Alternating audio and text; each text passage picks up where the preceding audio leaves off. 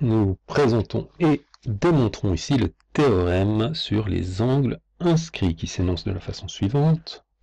Si deux angles inscrits dans un cercle interceptent le même arc, alors ils sont égaux, ce qu'on peut illustrer de la façon suivante. Voici mon cercle C et je construis un premier angle inscrit, un angle alpha, qui est inscrit. Inscrit, ça veut dire que le sommet de cet angle appartient au cercle. Et ici, j'ai, on peut le noter comme ça, j'ai l'arc intercepté par cet angle alpha. Je dois donc considérer un deuxième angle également inscrit, on va dire par exemple ici, et qui doit intercepter le même angle, donc, qui doit intercepter, pardon, le même arc. J'ai donc ici mon deuxième angle bêta qui intercepte le même arc. Le théorème affirme que ces deux angles sont forcément égaux. La démonstration n'est pas très compliquée et elle s'appuie en fait sur un théorème qui a été démontré précédemment, qui est le théorème qui établit la relation entre un angle inscrit et un angle au centre dans un même cercle. On le rappelle rapidement ici. Il dit donc si un angle au centre et un angle inscrit interceptent le même arc, alors l'angle au centre est le double de l'angle inscrit, ce qu'on peut illustrer de la façon suivante.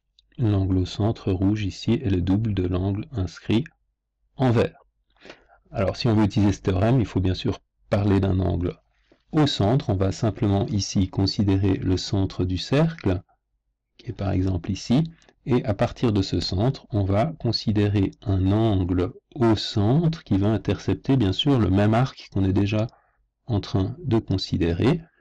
Cet angle au centre, il suffit que je lui donne un nom, maintenant par exemple gamma, et bien sûr, je n'ai plus qu'à appliquer ce théorème-là, qui va me dire que l'angle au centre gamma est le double d'alpha, mais gamma est également le double de bêta, donc bien sûr alpha égale bêta, il n'y a plus qu'à le dire. Donc je peux en déduire que gamma est égal à 2 fois alpha par le théorème ci-dessus.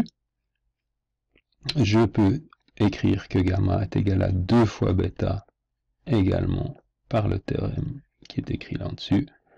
Je déduis de ceci, bien sûr, que 2 alpha est égal à 2 bêta, ce qu'on appelle la comparaison, et bien sûr, en divisant par 2 cette égalité, alpha égale bêta, c'est ce qu'il fallait démontrer. Donc, une démonstration très facile à partir du moment où on bénéficie déjà de la démonstration de ce théorème effectué précédemment.